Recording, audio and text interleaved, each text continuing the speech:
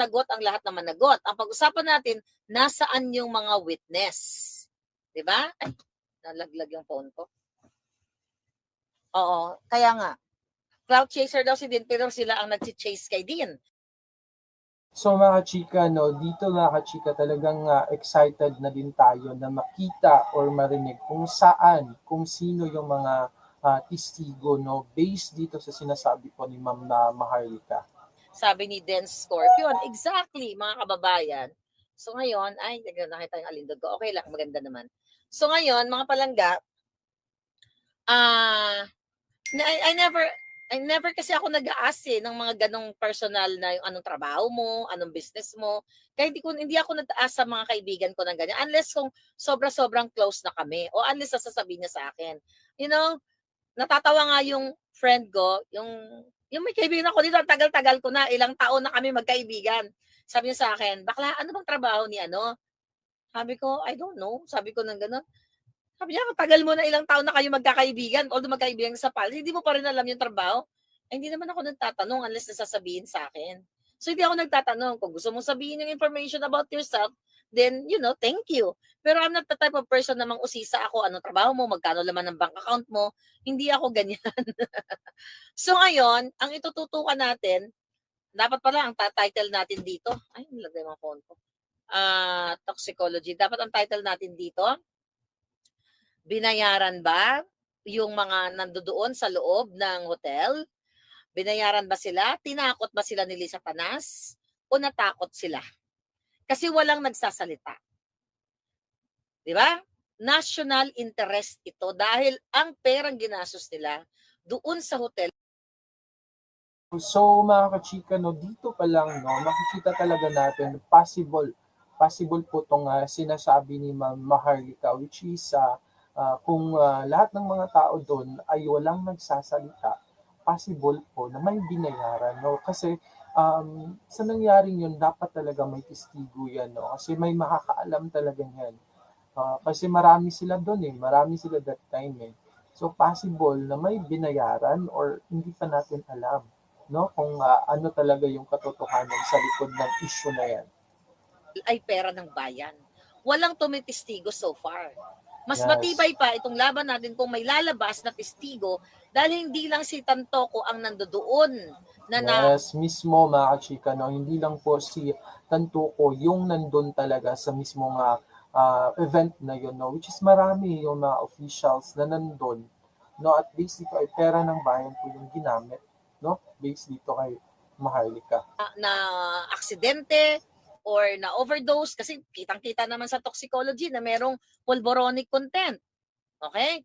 Then ang sabi nga lang ay namatay, ang dahilan ng kamatayan ay aksidente. Kaya tinatanong natin, anong klaseng aksidente? Nadulas ba siya? Nabagok ba yung ulo niya?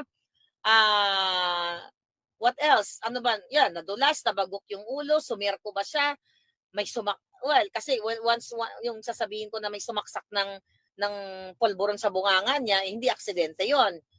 Intention 'yon na igugurgurin siya. So, nasaan yung mga testigo?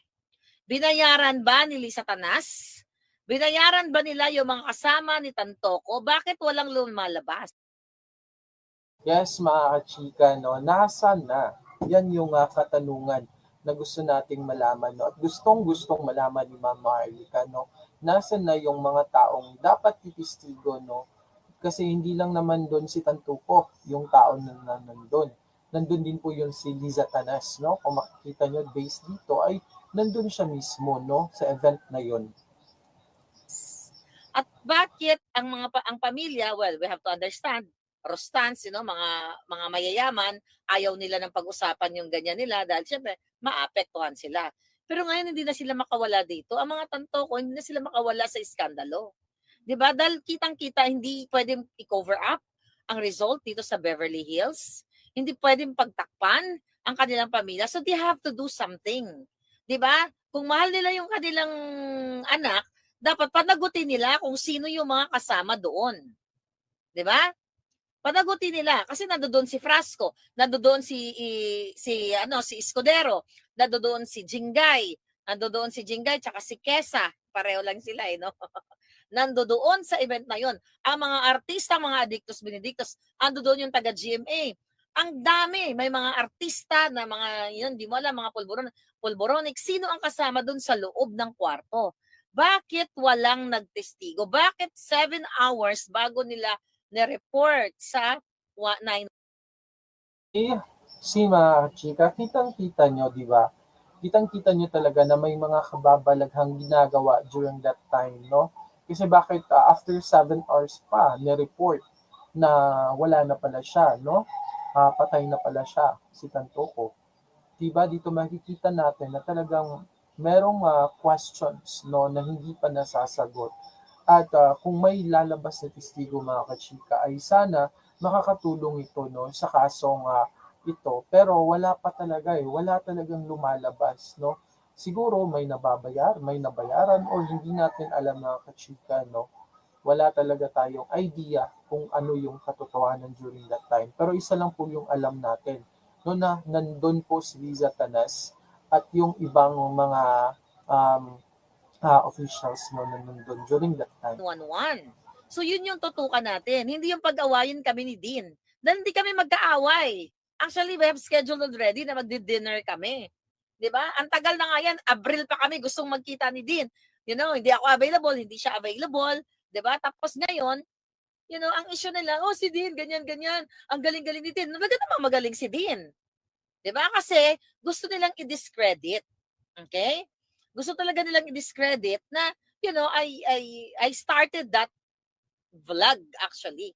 Hindi naman porket ako ang nagsimula ay ako na ang magaling. Kasi Dean was really focused doon sa issue dahil kapitbahay niya yung Beverly Hilton. 'Di ba? Ang social, Dean, baka naman. Diyan na tayo sa bahay mo, sa Beverly Hills mo, ha? Anyway, yes, si Jokoy nandoon din. 'Di ba? Bakit tahimik yung Tantoko? Bakit sila pumapayag na wala man lang explanation ang Malacanang, ang mga bangag sa pamilya nilang nagurgur. 'Di ba? So yun ang ano ninyo. So pinatakas muna Yan si po Bangag yung bago nila malaking ni-report ang question. 911. Yan po yung malaking katanungan talaga mga chika, no? Bakit talaga walang nagsasalita sa family po ng Tantoko, no? You know what I mean? So yun po yun. Teka lang tandali lang. Tignan ko lang kung nandoon yung mga kasama ko. Tantoko relative is working under Bangag admin. Asawa ni Tantoko, si Dina Arroyo Tantoko. 'Di ba? Nasa under kay social parang undersecretary, ano ba siya? Ano ba? Basta under siya kay Lisa Tanas actually. Okay? So bakit ayaw nila magsalita? 'Di ba? Kahapon nag-vlog kami 2 oras with Agent Morales. I hope makapag-uli kami with lawyers, with Attorney Harry, Attorney Glenn, Attorney Vic Rodriguez, or wherever, so we can talk about legalities, about law. So ngayon, bakit hindi nagsasalita yung mga Tantoko? Pamangkin ni GMA ang wife. Yes, yes, yes. Wait, Dina Arroyo Tantoko. Yeah, tama. Dina Arroyo Tantoko, pamangkin ni GMA. Okay? So, alam mo, ang daming information. Ano pa? CCTV footage, wala man lang. That will help solve this. May CCTV footage. Ang hotel may CCTV footage. Pero kasi pag nagpasok ka ng pulburon, dito kasi sa Amerika, just for your information, yung hindi pa nakakalabas ng bansa. Pag pumasok ka kasi sa hotel, hindi ka walang body dito, walang batas dito na iba-body freeze ka. O titignan yung bag mo, yung katulad pag pumasok ka sa SM o sa mga mall, papasok mo ng mall, halong katin yung bag mo, 'di ba? Ganun sa atin, tinitingnan kung anong laman. 'Di ba? Sa mga hotels wala pong ganun. So hindi nila malalaman kung kung sino yung nagpasok ng pulburon. But for sure, pag thorough investigation 'yan, malalaman nila kung saan nanggaling.